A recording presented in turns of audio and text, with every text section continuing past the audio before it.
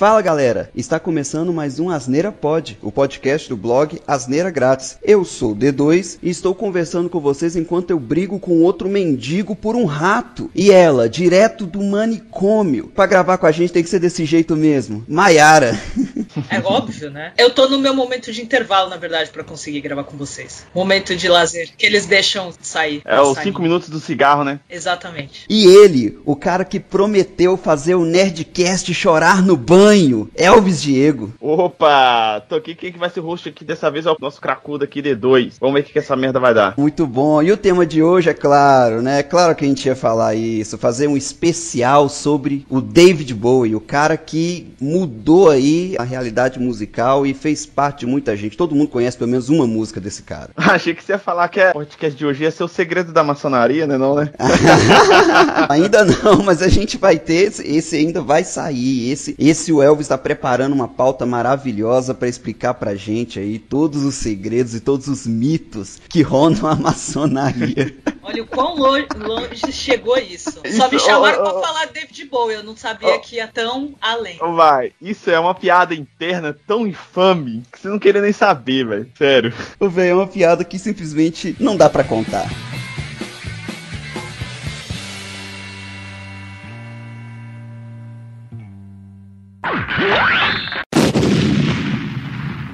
Então, galera, o David Bowie, ele nasceu em 8 de janeiro de 1947 em Londres, e a galera dava pra ele, né, um apelido de, até então, né, no início da carreira dele e tudo mais, de Garoto de Londres, né, London Boy. Achei que davam drogas pra ele, né, não, né? Não.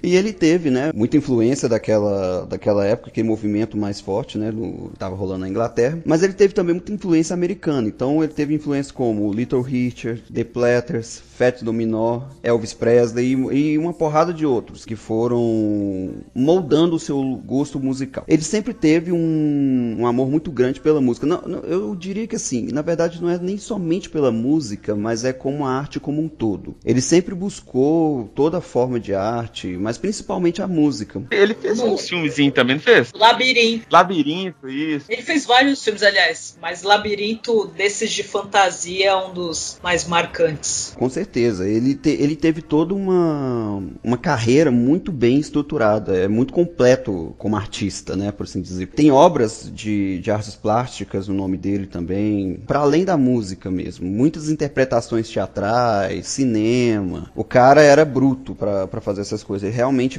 buscava explorar o que pudesse da forma mais criativa possível. Eu não trago nada do David Bowie, tô aqui de orelha mesmo, só pra vigiar o que o D2 fala, pra facilitar na minha edição. Mas você pode aprender também um pouco hoje.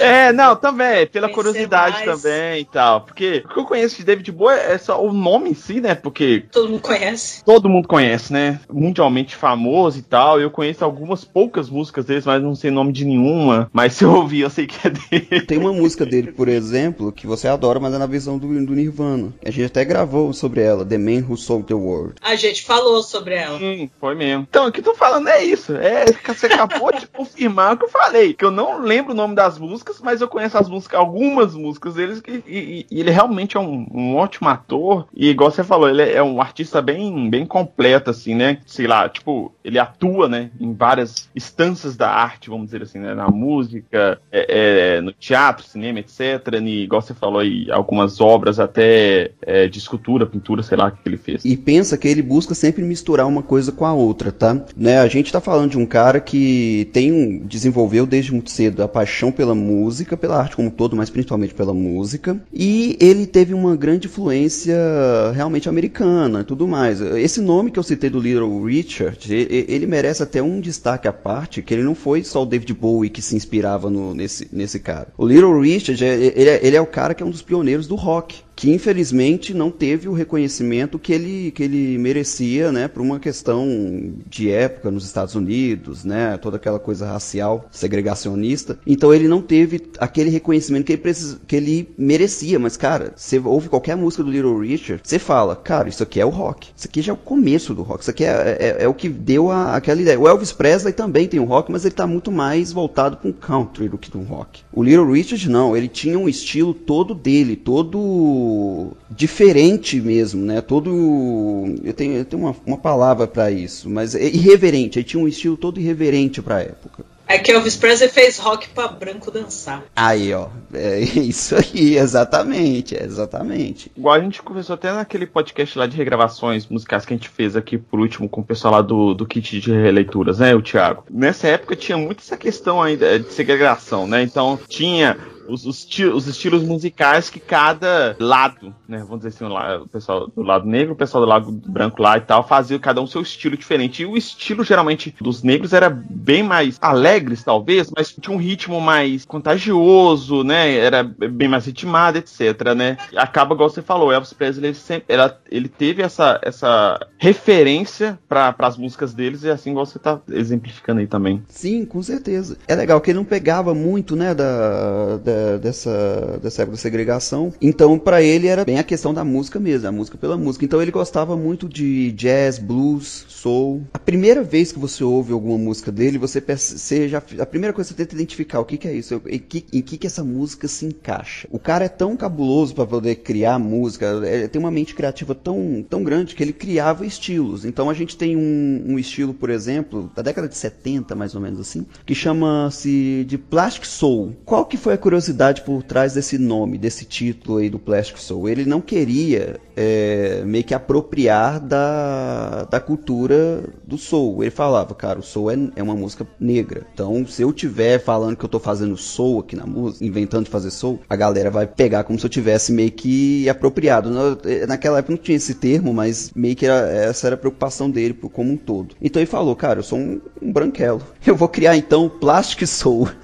Só pra dar uma disfarçada. Então você vai perceber que nesses álbuns dele tem uma mudança, né, bem interessante. Você vai ver, por exemplo, músicas como Fame, que ele gravou com John Lennon, né, e algumas outras também. Você vai perceber que ele tem um estilo muito pro soul mesmo, mas é uma coisa que ele colocou a assinatura dele. É uma característica muito interessante que vocês vão perceber ouvindo os álbuns dele, é que ele coloca a assinatura dele em tudo. Tudo que o David Bowie faz é muito característico dele. Tem muito aquela coisa que, nossa, cara, é praticamente só o David Bowie que faria dar sentido pra essa música, pra essa letra. E assim, né, a gente tá falando de um cara que, embora a carreira dele fosse de sucesso, a vida pessoal dele passou por vários problemas. Então ele tinha, né, alguns problemas familiares, mas não é necessariamente que tinha um problema com a família dele, não, tá bom? Não é como se fosse o Elton John que tinha problemas com o pai dele, com a mãe dele, não é isso que eu quero dizer. No entanto, a família dele tinha um problema muito forte com a questão da esquizofrenia. A mãe dele sofria de esquizofrenia. Na época não tinha muito conhecimento sobre essa doença, né? Doenças psicológicas como um todo, na verdade, na década de 50, década de 60, né? Até meados de 80 ali, você não tinha tanto conhecimento. Até hoje você vê muita gente que fica conversando com gente que não existe, com amiga imaginária, achando que vai dar as coisas pra ela, que vai melhorar a vida dela. Isso até hoje tem, Zé. Isso é esquizofrenia também, Zé. Num nível talvez não tão preocupante ou aceitável pela sociedade, mas é esquizofrenia. Vamos considerar que essa é a parte da esquizofrenia que é aceita pela sociedade aqui.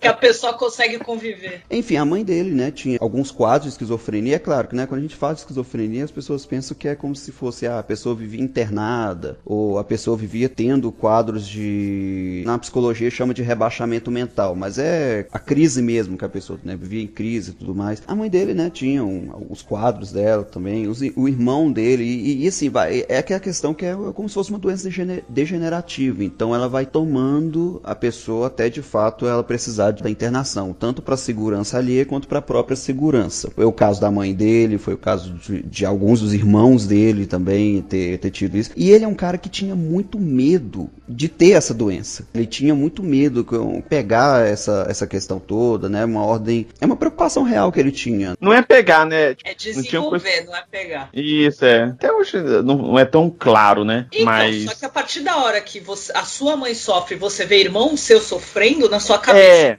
tipo, isso vai passar pra mim também, sim, geneticamente falando. É, verdade. Sim, mas no caso dele, isso vai muito pro lado do que a Mayara falou mesmo. Porque ele via, por exemplo, poxa, meu irmão, o Terry Burns, por exemplo, ele era um dos irmãos do David Bowie, né? Uma pessoa muito tranquila, muito normal. O que aconteceu? Com o tempo tempo ele simplesmente desenvolveu. Então ele começava a ter alucinações, como posso dizer, um pouco de desvio de personalidade, a pessoa não conseguia se localizar mais, a memória curta dele ia pro saco também. E esse temor é interessante que você vai observar lá pra frente, porque lembra, é um cara muito artístico, então teve uma época que ele começou a querer misturar um pouco de a arte cênica com a música, então ele criava personagens, mas você vai observar que ele nunca mantinha esses personagens por muito tempo. Isso a gente vai falar mais pra frente, mas vocês vão observar que ele nunca mantinha, ele sempre se preocupava porque ele mesmo falava, tá? Isso é fala do Bowie em uma entrevista que ele fez à MTV, onde ele falava que por questões psicológicas e tudo mais, ele tinha muito medo desses personagens meio que tomar ele. Ele perdeu um pouco do rumo da filosofia de vida que ele tinha. Sua carreira, ela foi marcada, tá? Por estar sempre se reinventando, né? E é igual eu falei, ele tem sempre essa questão dos personagens que ele criava para poder misturar um pouco de arte cênica com a música. Claro que isso é algo que foi se desenvolvendo com o tempo. No início da carreira dele não era assim, nem sempre foi desse jeito. Ele estudou música, design, e artes, design como um todo, dança. Inclusive, uma curiosidade, o professor de dança do David Bowie foi o mesmo professor de dança da Kate Bush. E ela é muito conhecida pela sua performance artística como dançarina. Que faz todo sentido pela loucura dos dois. Exato, e a Kate Bush, ela sempre teve muita inspiração em muita coisa que ela faz, ela teve muita inspiração no Bowie. Você vai ver que a carreira artística dos dois segue um padrão bem similar. É claro, não estou dizendo que é igual ou qualquer coisa assim, mas é um padrão similar no sentido de que eles se exploram um pouco mais. A Kate Bush foi para um lado mais cênico, da dança mesmo. Você vê que a música dela, todo o clipe dela, ela vai fazendo alguma coisa mais com dança. E o David Bowie, ele foi até para uma questão... Como é que eu posso dizer? Ele mistura um pouco de dança também, mas ele mistura luz também. Luz e som. Praga, ele gosta de trabalhar com todo o recurso que ele tem ali disponível. Os clipes dele você percebe muito bem essa ideia. Uma dúvida. Sim. Essa mulher, Kate Bush que você falou, né? Ela é parente dos Bush lá, não? Não, ela não é parente do presidente Bush. Mas é mais uma artista que provavelmente você ouviu a música e não lembra quem é. Ele tem essa coisa muito intrínseca dele, de ser um artista sempre com... Ele teve o estímulo dentro de casa, né? O pai dele, os irmãos dele também, tá? Estimularam muito o seu gosto pela música. Tipo o pai do Michael Jackson lá, com Michael Jackson e os irmãos. Mas não nesse nível. Não desse jeito, não dessa maneira. O pai do David Bowie sempre estimulou muito o gosto pela música, os irmãos dele também, apresentando a ele obras que eles tinham, né, em casa, tudo mais, e também algumas obras americanas. Um dos irmãos dele serviu o exército inglês, e numa dessas expedições que o exército estava fazendo, ele trouxe muito dessa cultura que ele tinha visto dos Estados Unidos. Então foi, né, igual eu citei antes, Little Richard, Elvis Presley, e uma porrada de outras vertentes musicais ali. Uma característica que o David Bowie tem, né, que é muito marcante, é a sua aparência. O David Bowie sempre teve uma aparência muito andrógena, por assim dizer. Você sabe o que é andrógeno, Elvis? Sei, D2. A Mayara também sabe. Mas explica pro nosso público que nem todo... assim, a gente tem algumas, né? Algumas pessoas do nosso público que é um pouquinho, né? Você tá falando mal do seu público. Pois é, eu fiquei até sem graça aqui agora. Pessoas que olha, para quem não sabe o que é Android. Não é pessoas que tem Android. Que tem Android, é. Andrógeno é que as pessoas que... Eu não sei se é só isso, mas que geralmente se vestem de forma assexuada, talvez? É quase que assexuada. Que na verdade a aparência dele é... Tipo assim, a aparência dele você não vê aquele traço tão masculino, mas também não vê aquela coisa tão feminina. É que a assexuada dá a entender que não tem sexo nenhum, que na verdade é o sentido de ele se vestia de qualquer sexo. Poderia ser qualquer um dos dois, sabe? Tinha uma necessidade de seguir apenas uma coisa. É diferente do não binário, isso é outra história. Mas é a questão da vestimenta, a questão da forma como você se veste, como você aparenta, o corte de cabelo, tudo. Era independente de ser homem ou mulher, ele se vestia daquela forma. Usava maquiagem ou não, tudo mais. Eu acho pessoas andrógenas lindas, por sinal, que são incríveis. Quem tem essa... Hoje em dia, assim, assim, apesar que faz tempo que eu não vejo homens assim. Hoje em dia tem muita mulher que se veste... Eu esqueci o nome daquela... A vocalista da Forno Blonde, ela seria um exemplo disso? Hoje em dia eu acho que não. Fala, lembra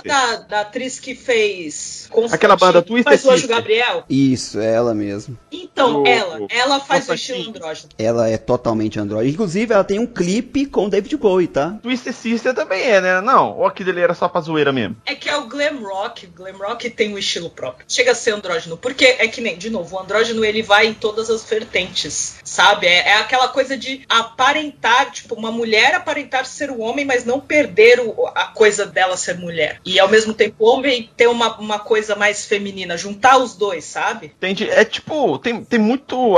Eu não tô falando zoeira não, tá, gente? É sério. Tipo, tem muito mangá e anime que rola muito isso. Maior referência, sim. Os japoneses têm muito disso. Muito disso. Exatamente, uma ótima referência. Olha aí, olha só, velho, que orgulho de mim. Olha só como você sabe as referências. Parabéns, Elvis. Assim, ele tem essa característica física muito marcante. E uma outra que muita gente se pergunta como que ele consegue fazer isso, que eu tenho certeza que qualquer um que olha à primeira vista acha que é lente, mas não é. É o fato de um dos olhos dele ter uma pupila mais dilatada que a outra. Isso tem uma explicação, na verdade. Quando ele era adolescente, ele teve uma briga na escola por uma garota lá, com um colega dele, o George Underwood. Ele tomou um socão no olho e basicamente isso deixou a pupila dele dilatada.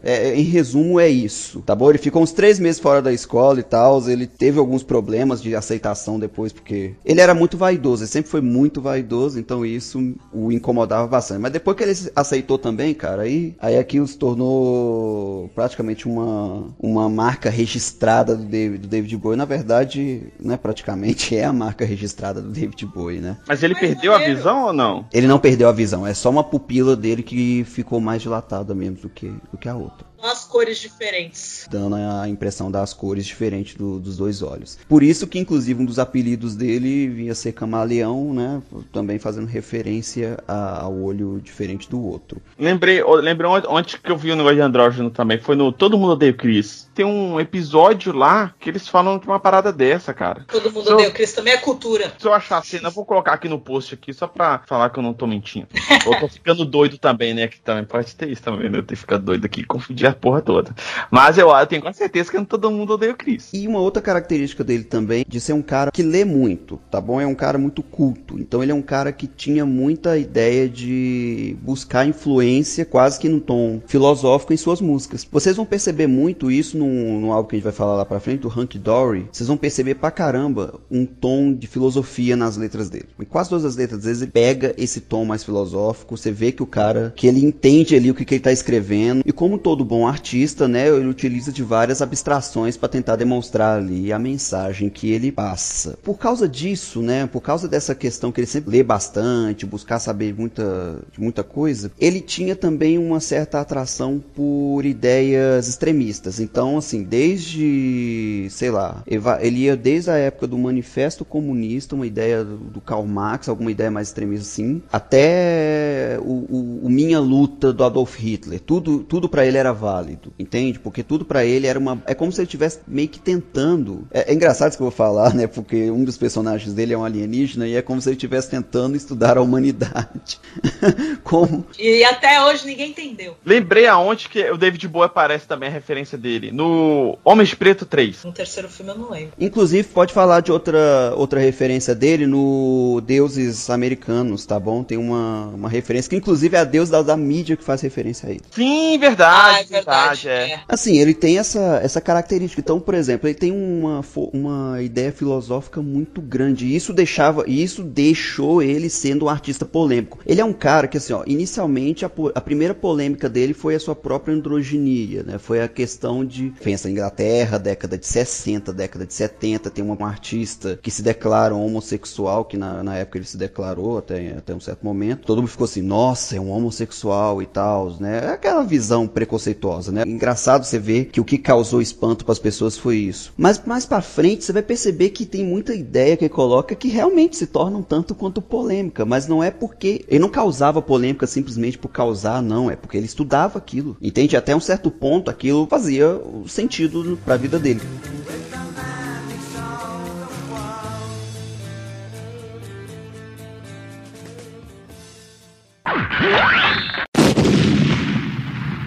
E assim, o primeiro hit que você tem do David Bowie mesmo, né, que muita gente acha que foi a primeira música do David Bowie, foi Space Oddity, onde ele faz o papel de um astronauta que vai até a Lua, na letra ele fala isso, vai até a Lua e meio que a nave dele muda de órbita e ele fica trafegando pelo espaço eternamente. Essa é a letra da música dele. No entanto, não foi a primeira tentativa que ele teve de ingressar no mundo da música. Entre 1963 e 1967, falando de forma bem resumida, ele teve bastante tentativa. Então ele teve várias bandas, né? The Conrads é uma banda bem conhecida dele. The King Bees é outra banda também conhecida, que teve essa questão muito do underground e tudo mais. Também ele tentou lançar um disco solo com seu nome. Entre 1963 e 67, mais ou menos assim, ele era conhecido como Davy Jones. Ele não tinha adotado o nome de David Bowie. Ele não gostava muito desse nome, né, insatisfeito, e também tinha um outro problema que estava começando a ter conflito com outro artista de uma banda chamada The Monkees. Ele muda o seu nome para David Bowie e lança, né, o primeiro álbum dele. Entretanto, esse álbum não fez tanto sucesso, tá? Tanto por questões da época mesmo, a própria gravação, as músicas, né? Se você for ver mesmo esse primeiro álbum deles, vai perceber que é um álbum quase que infantil. Eu não sei se eu acho ele infantil, mas é realmente totalmente diferente de todo o resto, de toda a carreira do David Bowie, mas não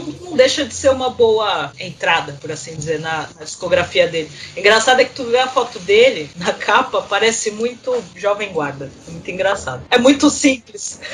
Mas não é um álbum ruim, mas realmente não é um álbum que chama atenção. Depois, quando você começa a conhecer todos os outros trabalhos do Bowie, aí você pensa, nossa, isso aqui é outra coisa, outra esfera. Ele foi muito além. Primeiro álbum não, é realmente uma coisa mais... Eu vou tentar aqui, vou ver o que consegue, porque é realmente complicado. Na época tinha muitas bandas incríveis, The Monkees é uma que é uma banda que fez muito sucesso, e realmente quando um artista quer se jogar e um cara que cresceu ouvindo rock and roll, a primeira coisa que ele pensa é, vou montar uma banda de rock, vou ter uma banda, vou tocar essas músicas, e aí pra ele tomar a iniciativa de, não, eu vou fazer algo só meu, deve ser complicado, mas deu muito certo. Demorou, mas deu certo. Certamente. Algumas músicas assim, de início de carreira que eu indico, né, pra ouvir, tem uma que chama Lisa Jane, inclusive que essa música é até divertida de você ouvir ela, e você vai perceber uma referência gigante do Little Richard nessa música. Lisa Jane, você vai ter essa referência muito grande. E tem uma outra que você vai perceber que ele tentou fazer muito experimentalismo, é uma das primeiras músicas que eu diria que é mais experimental dele, que chama The Love Gnome. Mas é duas músicas que você vai perceber no início da carreira dele ali, que ele um pouco mais das referências que ele estava tendo. E é claro, esse primeiro álbum inteiro.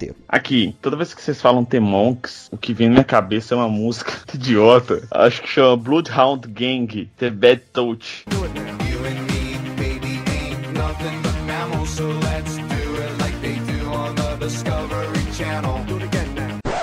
Já ouvi essa música.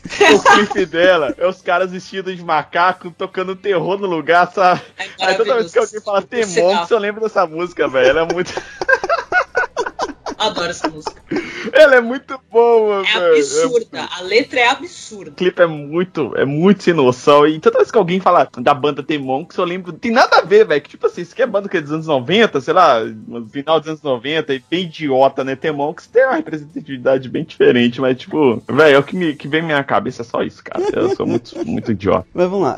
Nessa época, tá? É bom lembrar que na década... A gente tá falando em Londres, né? Década de 60. Então a gente tem outras bandas também que foram influenciar o David Bowie ali, tá? Que aí a gente tem The Who, até o próprio surgimento do Pink Floyd ali, tava engatinhando ali né, a ideia do rock psicodélico, e a gente tinha muito também influência do Rolling Stones também, começando assim. E assim, a gente tá falando de Londres, né, década de 60, tudo mais, surgindo bandas e mais bandas, tanto na parte do rock psicodélico, como o rock mais progressista, né, o David Bowie queria entrar um pouco nessa onda. Então, essas primeiras tentativas dele foram muito voltadas pro rock mais progressista dessa época aí da Inglaterra. Na época, né, ele fez muitas tentativas e tudo mais, só que elas não emplacaram de fato. Então, temporariamente, o David Bowie deixou o campo da música. Não necessariamente deixou por completo, tá? Mas ele foi dedicar um pouco mais pra questão da arte cênica. Foi o momento aí que ele começou a ter aulas de dança com o meu professor, que até pegar aqui, ó. Depois eu vou pesquisar, depois a gente coloca esse negócio, mas ele teve aulas de dança com... Ele teve, né, essa questão, ele mudou para artes cênicas, então uma coisa mais voltada para dança e tudo mais, e ficou um período ali. A época que ele foi lançar o Space Oddity, né,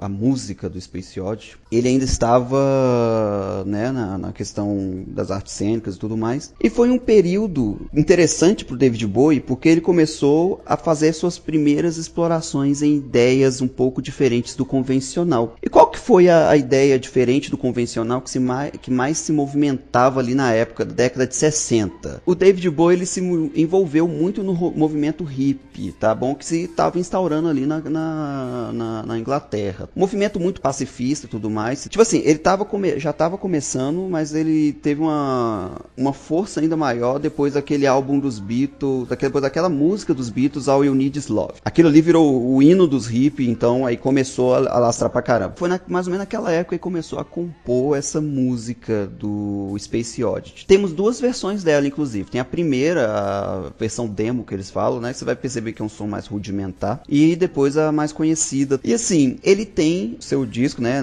Mais ou menos 69, assim, ele tenta ingressar novamente, né? Entra com mais uma tentativa na carreira musical. E ele tenta o Space Oddity. De fato, foi seu primeiro sucesso. Uma curiosidade é o fato, né? Que era mesmo uma época parecida com o pouso do Homem na Lua. Eu não me lembro em que ano que foi, mas foi uma época parecida com essa. Na Inglaterra eles usaram, né, muitas músicas para referenciar isso, e uma delas foi Space Oddity. Em uma entrevista, o David Bowie até falou: cara, eu acho que eles não entenderam a minha letra, porque a letra dele falava sobre a nave que ia pra Lua, a nave perdeu o curso e o cara ficou pra sempre no espaço. Mas assim, para esclarecer, foi 69 que o homem pisou na Lua, mas a questão do entender uma letra e o que ela quer passar. Se isso acontecia no final dos anos, sabe, tipo, tentar passar uma imagem, tentar falar, não, o cara tava tentando, sei lá, fazer algo extraordinário, se perdeu e tá por aí, e tenta falar com a família, e tenta ter contato com alguém. O cara tá perdido, não é uma coisa pra celebrar, não é uma coisa bonita de, olha, um cara que foi pro espaço. Mas é o que eu digo, se hoje em dia as pessoas dificilmente entendem uma letra, imagina naquela época, né? Sim, claro, década de 60 ali, e realmente, tá, teve essa questão. Embora ele ficou feliz, né, de terem utilizado a música dele, do sucesso que a música dele estava tendo, inclusive sucesso esse que gerou uma outra composição,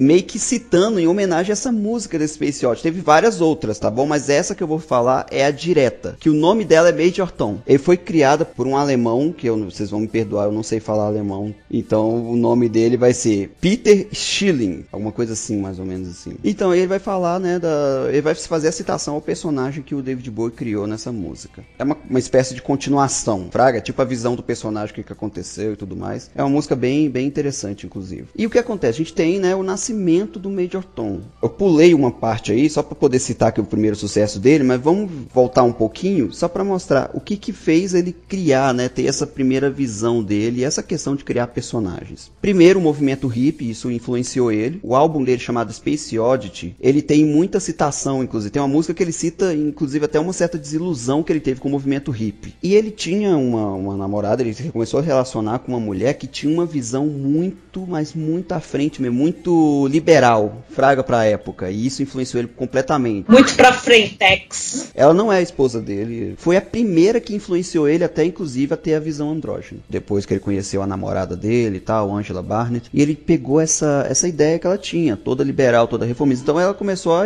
meio que mostrar pra ele, né, uma espécie de novo mundo, uma nova forma de pensar. E lembra que o David Bowie sempre foi apaixonado por novas formas de pensar. Então ele pegou e começou, poxa, não tem nada errado me vestir como mulher. Então ele se vestia, ele andava na vizinhança dele vestido com vestidos. E lembra que, de novo, Inglaterra, década de 60, 70. Imagina uma galera olhando um homem vestido de mulher passando por você. Não era algo necessariamente comum. Isso foi a primeira polêmica que o David Bowie causou de fato. O que acontece? O David Bowie ele era muito tímido também, apesar de toda a atuação dele, né? Quem vê o David Bowie um show qualquer do David Bowie, a última coisa que a pessoa vai pensar é que ele é tímido.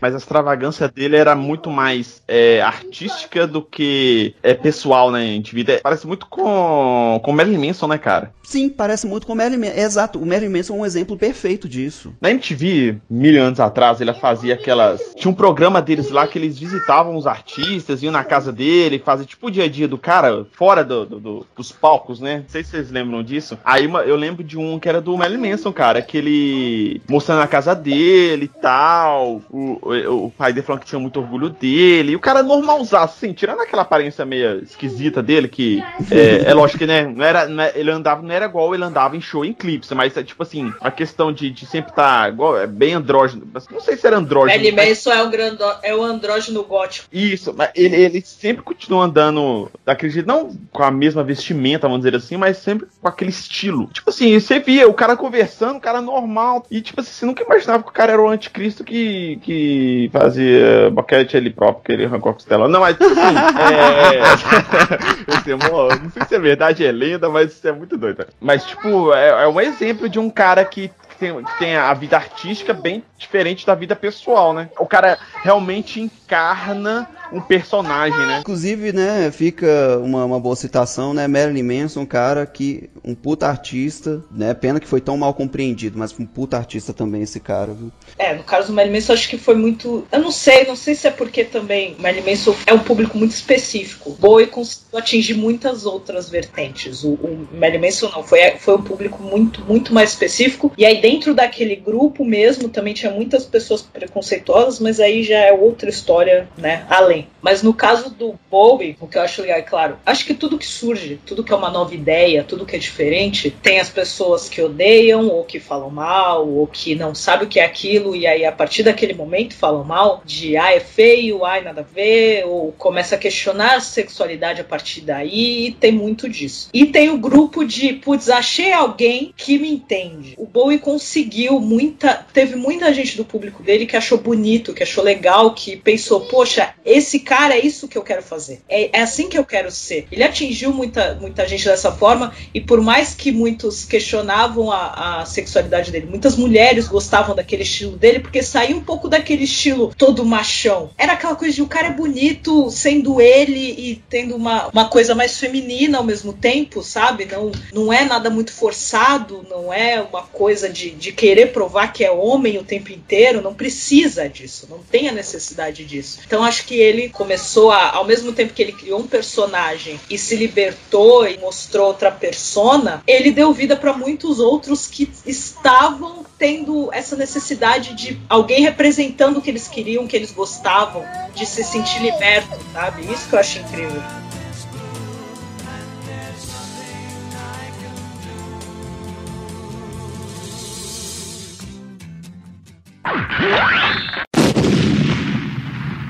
Ele criou, né, essa ideia dos personagens inicialmente para poder lidar com duas coisas. Primeiro, misturar a arte cênica com a música, que é uma coisa que era o objetivo principal dele desde sempre. Ele queria transformar, levar a música nesse patamar, queria fazer algo diferente. E com a esquizofrenia dele de múltiplas personalidades. Exatamente, isso, eu vou citar um pouco disso também, tá? Porque tem umas características disso também. Porque a segunda parte foi para lidar com uma questão mais pessoal dele. Primeiramente foi a timidez, tá, Elza? Ele primeiro queria lidar com a timidez, mas depois você percebe que muitos personagens que ele criou, olha só que legal, fazem uma espécie de leitura, são uma espécie de leitura a algo que ele estava passando em um determinado momento. Tem muita letra e muito ponto do personagem dele que você vai perceber que ele vai fazer uma espécie de autocrítica. O cara conseguia fazer autocrítica na letra dele, uma observação histórica de alguma coisa que aconteceu com ele, ou algo similar assim, ou então mesmo uma visão filosófica dele. Ele sempre pegava muito disso e ele usava esses personagens, tá bom? Para poder criar essa arte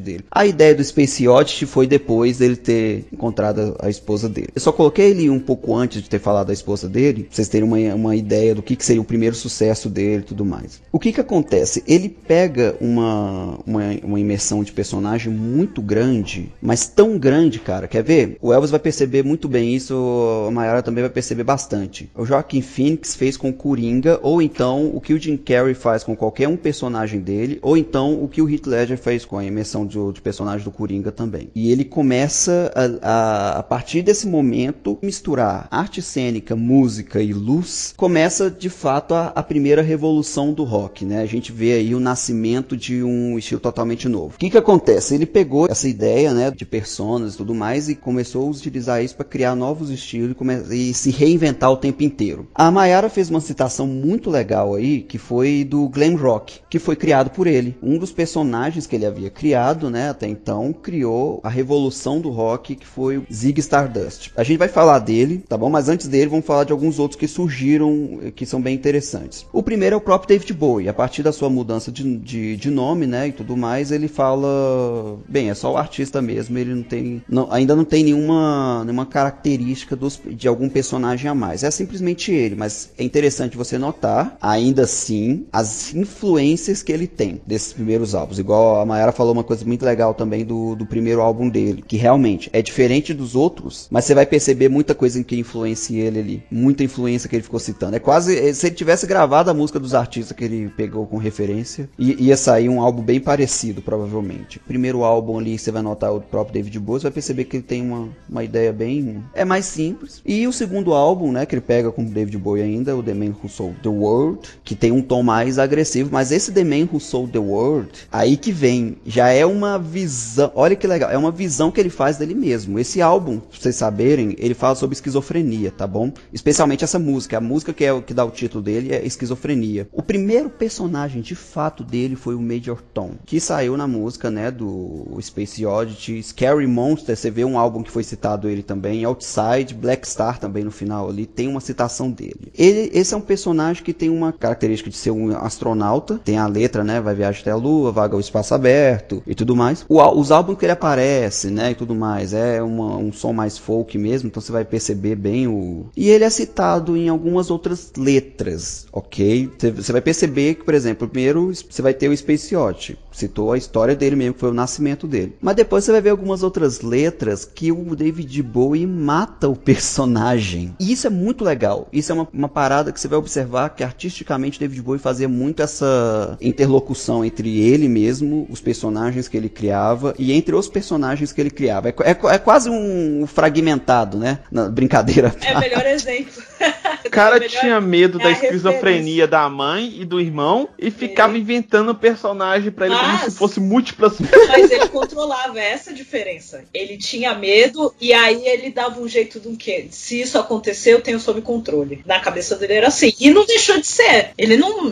Mentalmente ele sempre foi muito são, mas ele controlou todas essas outras personas. Mas pensa assim, o que o David Bowie fez na música é o que os atores fazem no dia a dia. A diferença é que ele criou. Os atores fazem o que outros pedem pra eles mandarem, o papel que alguém criou, o que eles incorporam. David Bowie fez todos eles, ele controlou todos eles, ele, entre aspas, roteirizou todos os seus personagens. Essa é a única diferença. Exatamente, eu não poderia ter falado melhor. Um outro personagem, né, também tão conhecido quanto, mas assim, esses primeiros personagens, assim, eles não eram tão conhecidos quanto o terceiro, mas esse outro personagem também era conhecido. Era Hank Dory. A Hank Dory foi o primeiro momento que você tem ali uma referência clara. Primeiro, a questão filosófica. Segundo, você tem uma questão de identidade. Esse álbum, se fosse pra pegar algum hino pra LGBT, alguma coisa assim, eu acho que eu escolheria Changes como hino, porque é incrível o tanto de referência que esse cara faz. Changes é lindo. Tem muita música que é desse álbum que foi conhecida pra caramba no mundo, mas entra aquela questão, músicas que você ouviu, mas você não sabe necessariamente nem o nome delas e nem um artista. Life on Mars é uma delas. É um álbum muito filosófico. Você tem uma chance de observar toda a competência do David Bowie nesse álbum, porque é de uma competência técnica, gente, mas é de uma competência técnica, cara,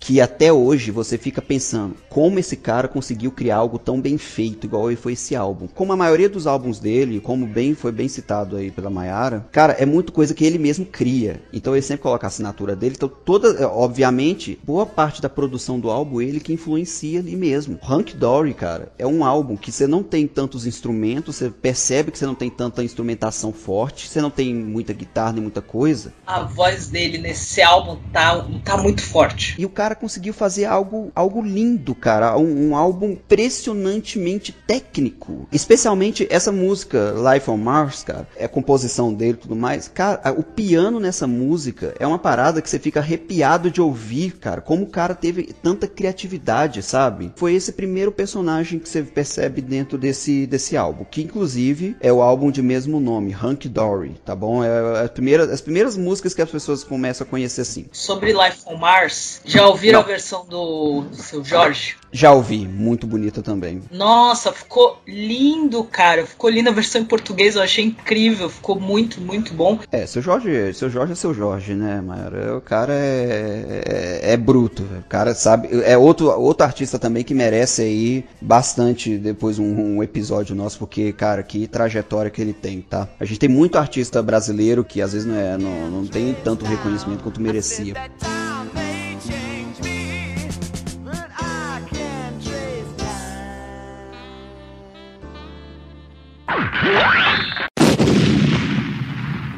O Ziggy Stardust, eu posso dizer que ele foi de fato o primeiro personagem que também começou a ter uma arte cênica, tá? Porque até então esses outros que eu falei, você não tinha uma atuação tão cênica assim, exceto o Major Tom, que você tinha um clipe, que é o David Bowie vestido de astronauta, tudo mais ali. Mas o Ziggy Stardust, ele é o cara que aparecia no show como o Ziggy Stardust. Não era o David Bowie que entrava no palco, era o Ziggy. O Ziggy Stardust, ele é um alienígena, tá bom? É um alien da Terra, na verdade, e teve muita referência, na verdade, da cultura oriental, que o David Bowie, como eu disse anteriormente, é um cara que lia muito, um cara que procurava saber de muita coisa, e uma das coisas que o David Bowie mais sabia na época, e que o mundo ocidental ainda não tinha tanto contato, era a cultura oriental. Vou fazer uma piada aqui, mas é como se o David Bowie fosse o primeiro otaku que apareceu de fato, fraga, aqui. Esse personagem dele tem muita referência, tá? A vestimenta do Ziggy Stardust é andrógena, como os outros também, com exceção do Major Tom, e ela tem uma coisa muito oriental. A filosofia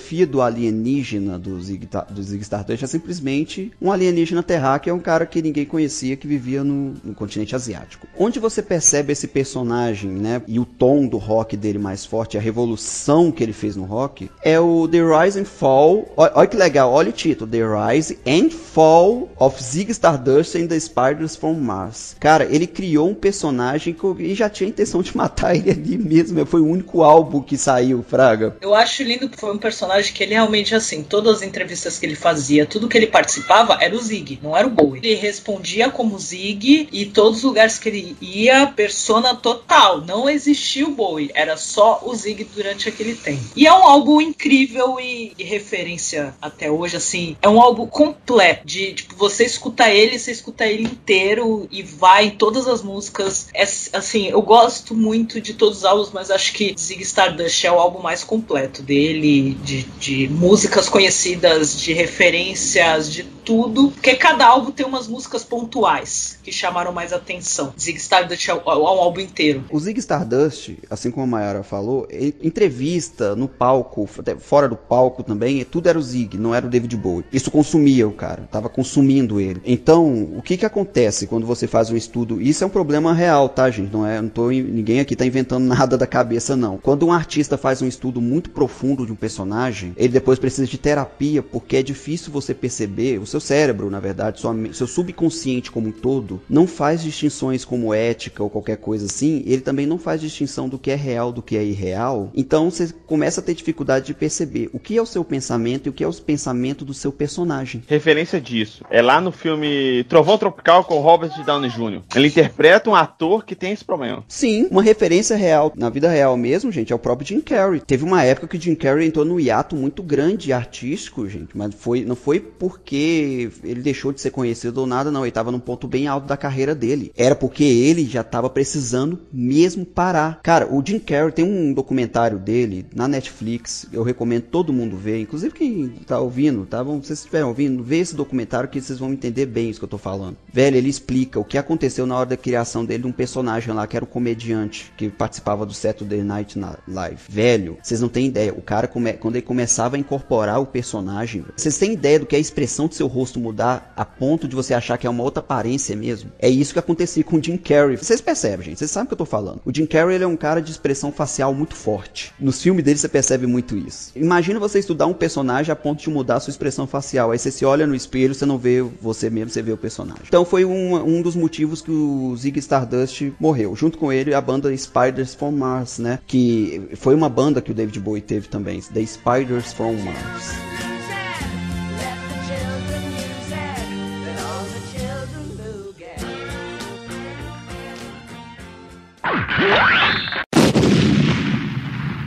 O próximo personagem é o Aladdin Sane. Inclusive, nota a piada, tá bom? Aladdin Sane, de insano. Agora sim, né? Tipo, o nível que ele chegou. Ele quis representar até no nome. E você lembra que eu falei que ele usava esses personagens pra tentar lidar um pouco com alguns problemas pessoais dele também? O Aladdin Sane é uma autocrítica que ele fez com relação ao uso de drogas que ele teve numa época da turnê, ainda como o Ziggy Stardust, tá bom? Lá nos Estados Unidos. Ele fez uma turnê muito grande, tá bom? O Ziggy Stardust foi o estouro da carreira do David Bowie. E ele fez turnê pelo mundo inteiro, incluindo os Estados Unidos. Nos Estados Unidos ele começou a ter contato com drogas. Nesse álbum, fala dele mesmo. As letras estão falando de um problema que ele estava tendo e tudo mais. Não deixa de ser um álbum super agradável de ouvir, um álbum técnico pra caramba. É legal que os álbuns onde... Vocês vão perceber isso muito claro, tá, gente? Os álbuns onde o David faz autocrítica a ele mesmo são extremamente técnicos e filosóficos. Muito técnico. A técnica que ele usa na música pra esse álbum é impressionante. E vocês vão conhecer esse personagem, sabe como é que é a característica dele? É o rosto com o raio. A maquiagem de raio que ele faz no rosto, que é uma das maiores referências de imagem dele até hoje, é o do Aladdin Sane. É o que representa esse personagem.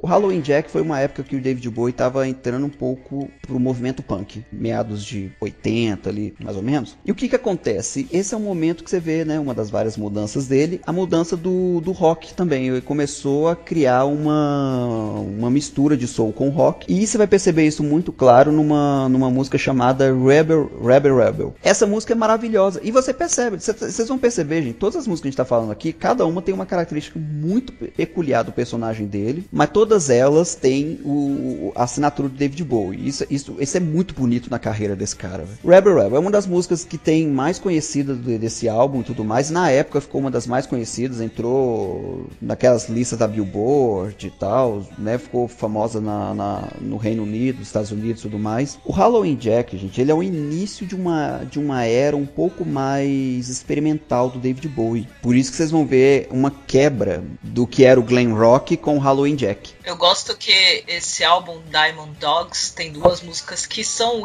além de Rebel e Rock and Roll With Me, tem duas músicas que quem sabe referência, quem já leu o livro vai entender que é Big Brother e 1984. Sim, exatamente. Inclusive eu gostei muito de você ter citado isso, Maior, porque isso relembra, né, o momento que ele lia muito, ele colocava muita referência da literatura dele nesses álbuns.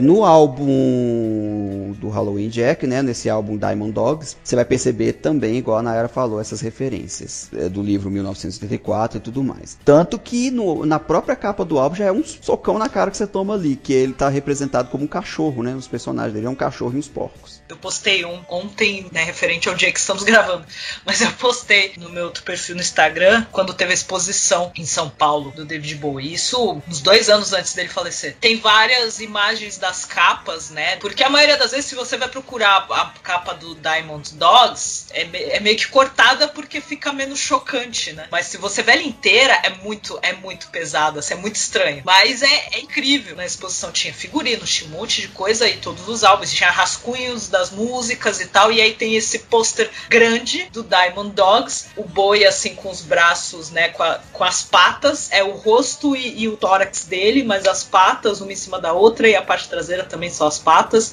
e os porcos, assim, é muito foda, é bem pesado, é bem chocante essa capa. É bem chocante, cara, e é uma capa que chamou muita atenção, tanto que ele teve que deu entrevistas, né, e toda entrevista que ele deu depois desse álbum, ele tinha que falar dessa capa. O personagem, né, claro, que aparecia aí é o Halloween Jack. Não muito conhecido, embora se tenha essa referência forte dele. Ele é uma pessoa que a caracterização dele é um pouco mais, como é que eu posso dizer, abstrata? Talvez um pouco mais abstrata, tá bom? Você vai perceber que a forma dele vestir é um tanto quanto extravagante. O tempo inteiro o David Bowie anda... Nossa, é tão estranho estar falando isso, sendo que o cara anda extravagante a carreira dele inteira. Mas nessa época, ele andava bem mais extravagante. Vocês vão perceber em entrevista formal, cara. O cara não ia vestido normalmente e tal. Esse Halloween Jack deu a abertura para um dos personagens, que é aí que vem. É um dos personagens mais obscuros do David Bowie.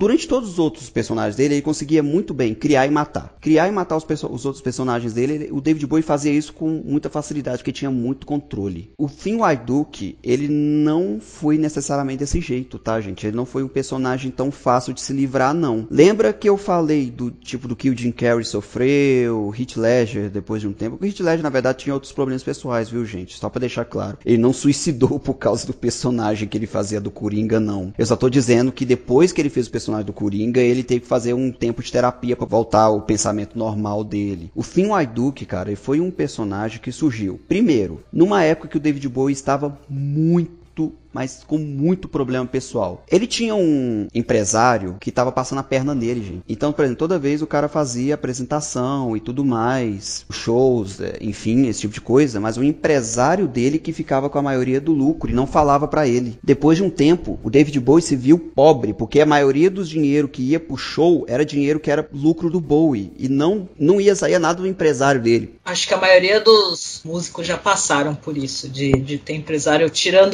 pegando todo o dinheiro que ele ganhava. Exatamente. E o cara foi muito filho da puta com o David Bowie. Quase ninguém vê, né? Vê, nossa, que artista completo e tal. Mas, cara, teve uma época que ele tava realmente quebradaço, velho. E foi essa época que esse Thin White Duke saiu, tá bom? Que foi meio que... olha que legal. Foi o personagem que salvou ele, ao mesmo tempo foi o pior vilão que ele já criou. Esse personagem surgiu numa época que ele tava muito, mas muito mesmo sensível, né? A muita coisa, com muitos problemas. Um uso de droga, velho, gente, que vocês não têm ideia. Ele tinha lido aquele livro do... aquele cara que criou os Telemitas, velho. Qual que é o nome dele mesmo? Aleister Crowley. Onde que o Aleister Crowley fica defendendo a cocaína. O título do livro que ele criou é Cocaína, inclusive. A ideia do livro é isso, que a felicidade sintética é a única real, porque ela não é causada por Deus nem nada e meio que... bem, a cocaína providencia isso pra você. O David Bowie fazia uma dieta que era leite e cocaína. O David Bowie, ele tinha virado um cracudo. E é engraçado, né, velho? Que até como cracudo o cara se destacava, né? Porque se você for perceber bem, foi uma das épocas que o David Bowie mais trabalhou na vida, fião. Não, o cara trabalhava pra caralho também. E ele tinha uma aparência, e o Thin White Duke, gente, tem uma aparência muito, muito característica, nem do David Bowie, não, véio. É do Thin White Duke. É um cara branquelo, muito mais branco do que o normal, conseguiu ficar mais branco por algum motivo, magro, mas magro de um jeito que parecia uma caveira. O Thin White Duke era um alienígena, praticamente.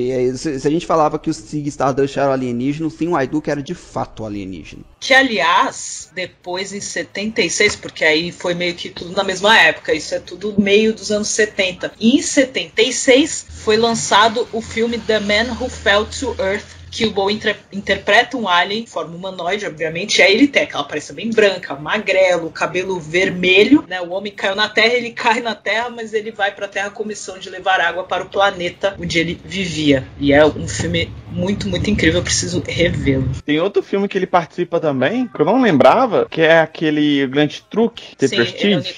Nikola Tesla, Eu não lembro da participação dele, muito doido. É muito bom. E assim, gente, ele tem essa aparência, tá bom? Toda magra, e se vestia de uma maneira extremamente elegante. Tem o White Duke, ele era um lord inglês, até o nome meio que fala, é um duque, né? Se vestia como um duque, se vestia muito bem. Todo o show dele passou a agir de uma maneira muito elegante. Cara, ele, além de agir dessa maneira elegante, a voz dele ficou muito mais grave que de todos os outros, qualquer outro álbum da época dele, a voz dele tá muito mais grave. A voz do Thin White Duke é literalmente um outro cantor. E foi um dos momentos que ele começou a criar o Plastic Soul, que foi aquele estilo mais... assim, como é que eu posso dizer? Foi um momento que a música do David Bowie amadureceu bem, sabe? É um momento que, apesar do problema pessoal dele e de tudo, cara, tanta coisa que cercava ali ele naquele momento, ele conseguiu criar uma coisa nova, o Plastic Soul, uma música mais madura, algo que você tem uma mistura do blues, do soul. Você percebe isso muito claramente naquela música do álbum dele, Station to Station. Até o título do álbum, né? O Station to Station, a música chama-se Station to Station. Você vai perceber isso muito claro. Essa música que ela é dançante e tudo mais, mas é uma música mais técnica. Uma citação muito forte nesse álbum do Aleister Crowley. O Aleister Crowley, cara, esse álbum inteiro praticamente foi feito baseado nisso. Lembra que eu falei que o David Bowie tinha uma certa paixão por ideias muito extremas? Pois as ideias extremas estavam todas nesse álbum. Uma das ideias dele também foi a ideia fascista, a ideia nazista, enfim, como um todo. E esse personagem foi extremamente polêmico por causa disso. Se o David Bowie, daquela época, era mais liberal, esse cara aqui, o Thin White Duke, é completamente conservador. Por que eu tô falando que não foi tão simples lidar com o Thin White Duke do que de fato foi com os outros personagens? Primeiro, né, a questão do vício de droga que quase matou ele. Uma época da vida do David Bowie que estava muito voltado para a questão filosófica. Enquanto o Thin White Duke, ele já estava estudando muita coisa de como viver, fraga, de filosofia de vida. Por isso que eu tô dizendo que foi difícil, porque até onde você pode dizer numa situação dessa que quem estava pegando a filosofia de vida do Aleister Crowley era o Thin White Duke? Ou até onde você pode dizer que era o David Bowie? Tinha momentos em entrevista que o David, dessa época, tá, que o David Bowie falava, cara, eu compunha às vezes alguma música, eu não lembrava de compor. O cara chegou a um momento, gente, que ele sequer lembrava de ter composto uma música. Fraga, essa música Fame, por exemplo, vocês acham que ele lembra? Vocês realmente acham que ele lembra do processo criativo dela? Ele fala, não lembro de nada, filho. O álbum Young Americans foi o início dele, do Thin White Duke, você percebe muito ali. Esse Station é um álbum, gente, que eu recomendo todo mundo ouvir, tá bom? Apesar do personagem dele, que álbum maravilhoso também, cara, que álbum técnico, que álbum amadurecido. Cara, é um álbum bom pra caralho. O cara, David Bowie na década de 70, velho. Apesar do empresário dele ter sido um filho da puta e ter quase quebrado ele, na hora que ele se reinventou, fião, ele nasceu como se fosse uma fênix das cinzas, fraga. O cara compôs coisa boa pra caramba, era um outro personagem, era um outro artista ali, velho, que tinha nascido praticamente. O cara se reinventou mesmo, Camaleão, Black Star e uma porrada de outros álbuns dali pra frente vai ter citação do personagem. Embora ele diz que abandonou essa ideia. Como que ele abandonou? Fazendo a mesma coisa que o Jim Carrey fez. Por isso que eu citei o Jim Carrey, cara. Fazendo a mesma coisa que seus pais fizeram. Jogaram você na lixeira e foi embora. Na lixeira e foi criado pro cachorro. Exatamente. O Thin White Duke era eu, no caso. Foi uma época que o David Bowie, depois de ter lançado esse álbum, do Station to Station, ele se isolou na Europa. E foi o período que hoje a gente conhece como o período europeu. Tá igual os esquerdistas brasileiros, né, velho? Eu não tô entrando no Brasil. Bolsonaro, vou sair do Brasil. Pra onde você vai? Ah, vou pra Europa, né, velho? Vou pra Suíça. Europa ocidental ainda. Pra França. Enfim, o David Bowie ele fez muito isso, tá bom? Depois desse personagem e tal, até mesmo pra cuidar do seu vício e também, igual eu falei, recuperar mesmo mentalmente, ele se isolou. Nessa época ele criou muitos álbuns interessantes. Um que vale a citação foi o Heroes, que foi uma época que, inclusive, esse do Heroes não teve personagem não, tá, gente? Foi a época do David Bowie mesmo, é o David Bowie cantando ali e tal. Tem uma música dele que chama Heroes, não tem? É uma música que chama Heroes também. Se você não conhecesse essa música, eu ia achar muito estranho. Eu também. Aí eu ia achar que era você ou alienígena. A gente tava conversando com alienígena aqui, Mayara. Mas vocês percebem que mesmo o David Bowie sendo mais natural, a voz dele... Claro que a voz iria mudar com o tempo, mas você percebeu que o jeito dele cantar também mudou. Fraga, é igual eu falei, tá mais maduro. Aí vem aquela coisa, a gente não sabe se é o Thin White Duke que trouxe isso, ou se é o próprio David Bowie que trouxe isso, ou se foi cooperando entre os dois. E agora a gente vai ver algumas coisas que comprovam isso que eu te falado.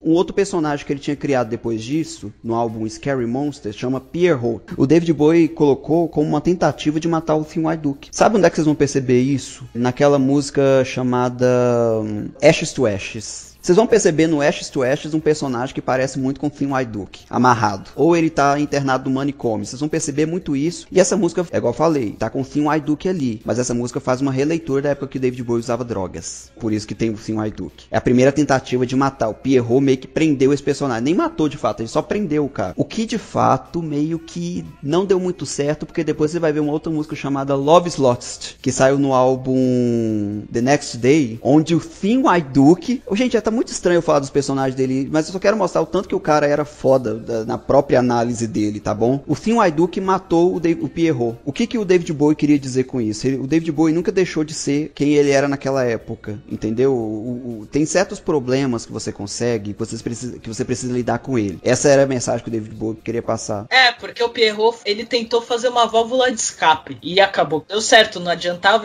pra ele destruir o Thin White Duke, ele tinha que fazer isso. Era uma atitude que ele tinha que enfrentar. Ele não podia simplesmente, eu vou criar isso aqui por fora pra tentar amenizar o que eu criei antes. Não tinha como. Exatamente, Maiara. E isso que você falou foi perfeito, porque é essa autocrítica que ele fez. Olha como é que esse álbum, né, Scary Monsters, é tão profundo. No álbum, cara, eram os personagens dele. É uma autocrítica que ele fazia, a forma com que ele lidava, porque depois de um tempo, ele não conseguia lidar com os problemas dele sem criar uma terceira pessoa pra lidar pra ele. Que de fato isso lhe causou, né, o vício em drogas e um monte de coisa. Depois desse personagem não se ouviu nenhum outro, tá bom, gente? A discografia do David Bowie é muito longa, então a gente vai pular pro do último álbum dele, mas a discografia dele é extensa pra caralho. Eu quero só fazer um comentário, um álbum que acho que entre aspas foi criticado, mas ao mesmo tempo eu gosto muito, muita gente gostou, que é o Last Dance, que foi aquela tentativa anos 80 de, putz, tá todo mundo ouvindo música dançante, esse tipo de estilo, vou adentrar nisso, e é uma das provas também que o David Bowie poderia fazer qualquer coisa. Eu gosto muito desse álbum, e teve aquela coisa de pessoas que não gostaram, acharam que desvirtuou um pouco do estilo dele, mas ao mesmo tempo era isso, era cada vez ele fazer um tipo de música diferente. E é um álbum que tem Modern Love, que é incrível, China Girl, a própria música Last Dance. Então, assim, é um álbum muito, muito legal, que eu gosto muito da carreira dele dos anos 80. E lembrando que foram nos anos 80 que lançou a trilha sonora de Labirinto, toda feita pelo David Bowie, mais o Trevor Jones, e é sensacional esse álbum e o filme. Com certeza, e uma prova que o David Bowie era um artista muito completo. Como eu falei, a gente só pulou aqui do tema, mas foi uma época também que o David Bowie começou a ter uma fama muito grande como artista plástico. Tem muita obra, arte plástica do David Bowie que é famosa, que é dele, pintura e tudo mais. E ele também começou a se consagrar muito no teatro. A questão cênica dele, fraga, ele se consagrou demais. Então, assim, foi um período que ele abandonou a criação dos personagens. É legal, né, velho? Depois do Pierrot ter prendido o Thin White Duke, o álbum The Next Day ter saído ali, o Thin White Duke matou o Pierrot também. Ele abandonou os personagens, virou o David Bowie de fato, e ali pra frente foi uma terceira reinvenção dele, fraga. Sim. Que é igual o que a Mayara falou mesmo. Foi um momento que ele pegou uma coisa mais, entre aspas, mais mainstream, mas ele só provou que ele conseguia fazer o que ele quisesse, fraga, o poder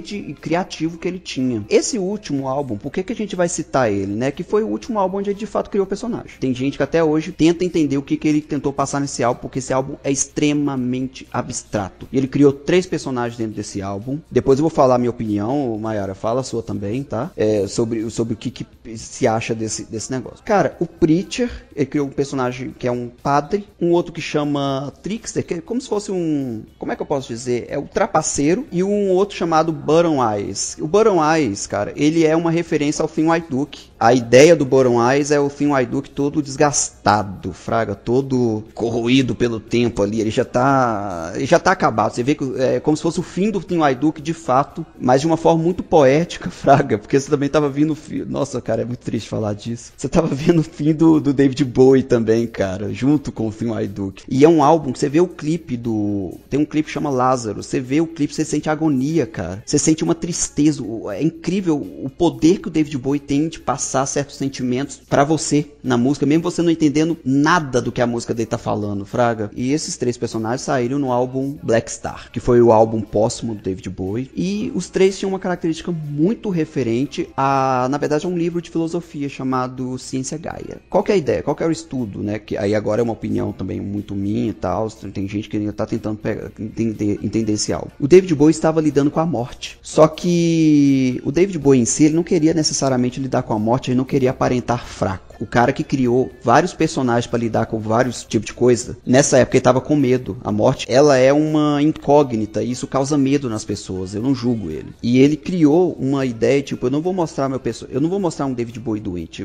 Se é para eu partir, eu vou partir em alto estilo. Eu vou me sacrificar como se fosse uma espécie de... É claro que ele não achava que ele era Deus, tá, gente? Mas ele fosse me sacrificar como se fosse uma espécie de Deus, para morrer intocado, imaculado pela minha doença. E ele criou esses personagens para poder passar isso. Então não leve a mal, tá? Não é que ele não tá tentando lidar com o problema, ele só criou esses personagens pra poder dar uma ideia de que, tipo, não é o David Bowie doente que vocês estão vendo aqui, vocês estão vendo o Preacher, o Trickster e o Boron Eyes cantando. Por mais que os três personagens estão decadentes, né? Você vê alguns clipes, né? Uma certa decadência ali deles, mas ainda assim você não tá vendo o David Bowie. Em momento nenhum você tá vendo o David Bowie doente ali. E a referência que ele pega é sobre um livro chamado Ciência Gaia, que é o quê? Um estudo filosófico de como a humanidade utilizou certos tipos de ciência para poder lidar com o desconhecido, que no caso é a natureza. A primeira época foi a época da magia, a época da alquimia ali. Você vai perceber isso, sabe onde? No clipe do Black Star mesmo, né?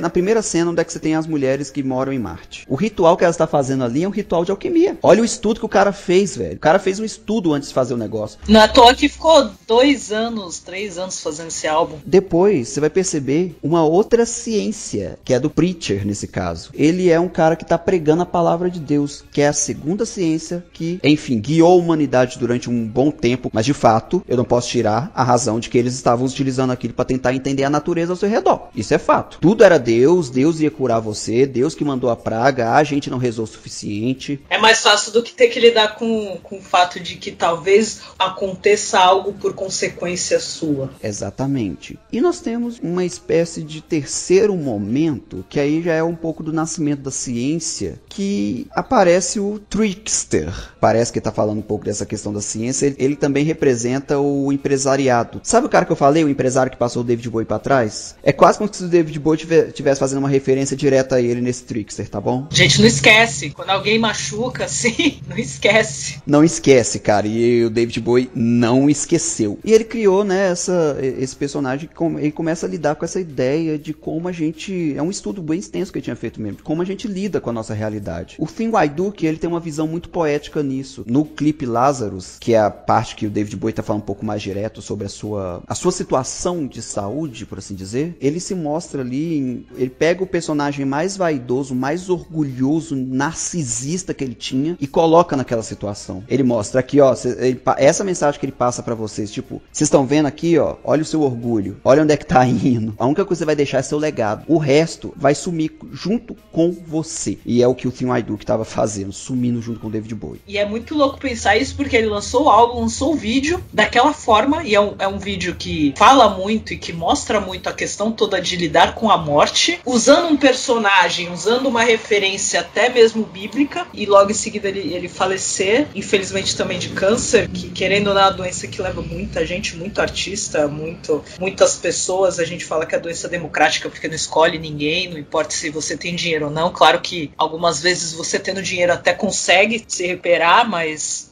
nem sempre é o caso, que é o caso do Bowie, que foi o caso do Chadwick, que foi o caso do ator que fazia o Snape, que morreu no mesmo ano que o Bowie, também foi câncer. Então assim, ele fez um álbum incrível, com muita história, com muita referência, e que parecia que era a carta de despedida dele. E ele deixou muito essa mensagem, Fraga, e esse álbum, por que ele é um álbum mais difícil, é um álbum mais abstrato? Porque de todos os álbuns que o David Bowie criou, esse talvez seja o mais filosófico. Esse talvez seja o que ele tentou colocar, não só aspectos de toda a vida dele, né? Que é impossível o artista não colocar, é impossível qualquer artista não colocar um pouco de si ali. Mas ele colocou algo para além disso, quase que uma espécie de tese de doutorado dele, Fraga, ali explicando como a humanidade se via. Velho, é como se fosse isso. Então, a questão das ciências e tal, esses personagens, ele mostrava muito isso. É um legado muito foda.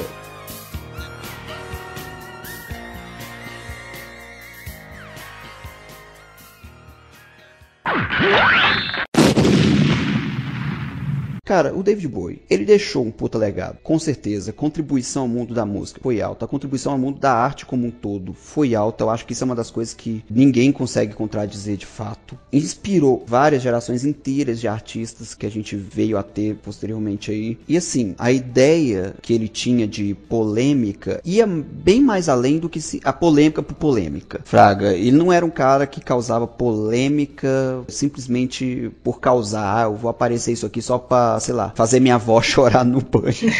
Não é isso que ele queria, não. Ele é um cara que ele pegava e ele tentava fazer...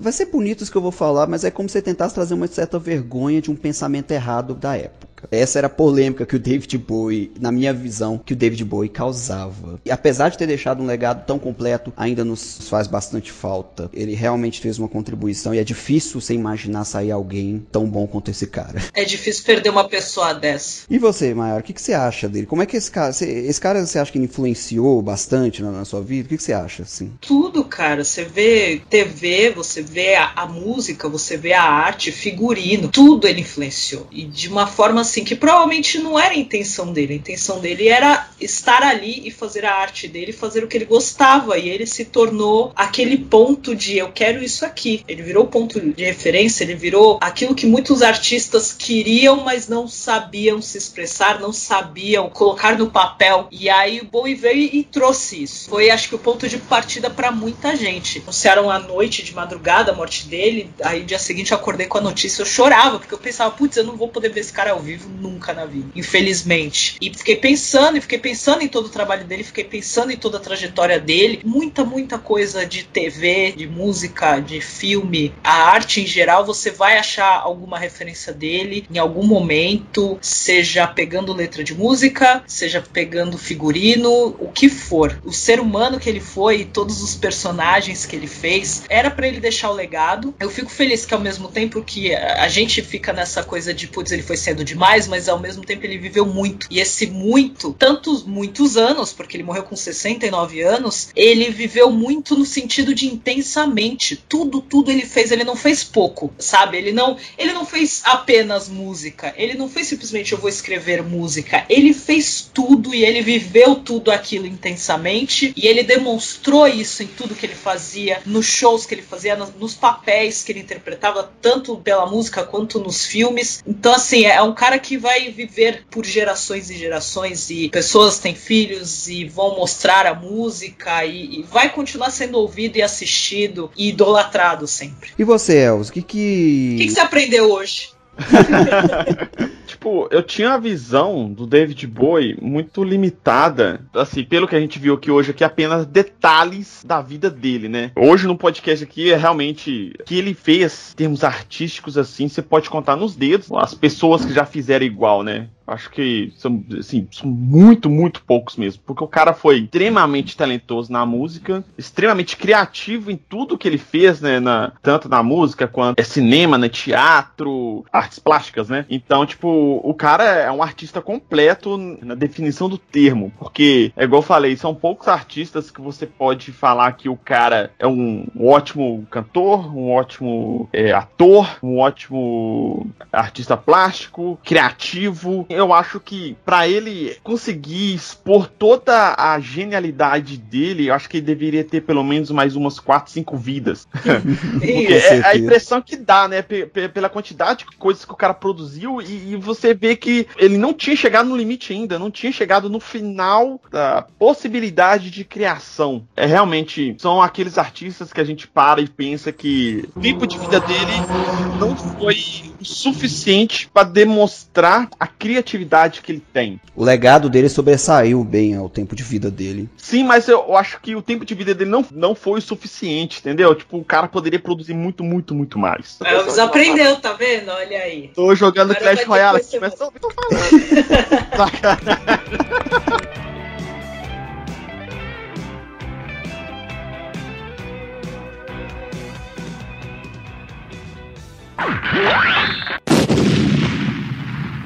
Galera, assine nossos feeds, tá bom? A gente tá no Apple Podcast, Google Podcast, Spotify, Deezer, YouTube, diversos outros agregadores de sua preferência. Nayara, faz um jabá também do seu... errando meu nome. Nayara. Fazer o jabá, eu tô devendo, porque todo podcast que eu participo eu falo, não, gente, o podcast vai voltar, e eu juro que vai. É que é muita complicação, mas pra quem quiser e não conhece, ou quiser ouvir novamente, procura o Papo Vogon também, vários agregadores, pode procurar no iTunes, no Spotify, e tem vários agora, gente, é tanto que eu já não sei mais quais agregadores que a gente... Não, eu por causa disso eu fiz uma página no Asneira Grátis pra apontar pelo menos os que eu encontrei, que eu lembro que eu já vi alguém postando alguma coisa assim. Cara, Castbox tem um bocado de gente assinando lá, ouvindo alguns comentários e tal. Obrigado, galera, que ouviu todos os podcasts da Asneira Grátis. Inclusive tem tudo aqui numa página que eu criei aqui. Se você clicar no menu lá em podcasts, que ele é um menu que abre, né? Que abre lá pra apontar cada podcast, mas você clica aí em cima do podcasts, ou na barra lateral lá, onde que tá escrito More Subscribe Options, você vai cair direto nessa página de assinatura que eu criei e você vai conseguir ver todos os agregadores. Eu tenho um outro Instagram que eu divulgo meus trabalhos, tanto do Obrigado pelos Peixes quanto da Mutante Rádio, que é o 42.rádio, que aí eu faço os programas lá divulgando artistas nacionais e artistas de outros países. Mas para quem se interessa pela vida, universo e tudo mais, só procurar obrigadopelospeixes.com. Nas redes sociais, Instagram e Twitter, OBG Pelos Peixes, e Facebook, Obrigado Pelos Peixes. Tá saindo muito material, tanto coisa de Doctor Who nova que a galera ficou de quarentena, ficou produzindo absurdamente, mas esse ano acho que o mais especial foi que a gente fez algumas entrevistas no Dia da Toalha. Então tem entrevista com Kevin John Davis, que trabalhou com Douglas Adams. Temos entrevistas com David Lerner, que foi o Marvin da série de TV e da adaptação para o teatro do Guia. Eu fiz uma entrevista recentemente com o Mark, que escreveu uma peça de teatro baseada na vida de Douglas Adams. Então assim, eu tô vindo com várias coisas, vários conteúdos. Então acessem obrigadopelospeixes.com e ajuda aqui essa produtora de conteúdo que faz tudo por amor, não ganha um centavo com isso, por favor. E sigam nas redes sociais. As redes sociais do Asneira Grátis, o Twitter, Facebook e Instagram, é só buscar por @AsneiraGrátis. A gente sempre posta lá os novos episódios, algumas curiosidades que a gente postou aqui sobre o nosso casting, etc. E eu vou tentar produzir mais algumas coisas para postar lá no dia a dia também. Para quem quiser acompanhar o nosso trabalho, só seguir a gente nas redes sociais. Meu Twitter, o Twitter da Mayara, o Twitter do D2 vão estar aqui no post, para quem quiser acompanhar e conversar com a gente também. Finalizar de um jeito bem especial, tá bom? Controle de comando para o Major Tom. Tchau. Pegaram a referência? Não. Ele não pegou, tadinho, ele não pegou. Não peguei, não, desculpa aí, gente. Da letra, da primeira música dele, do Space Oddity.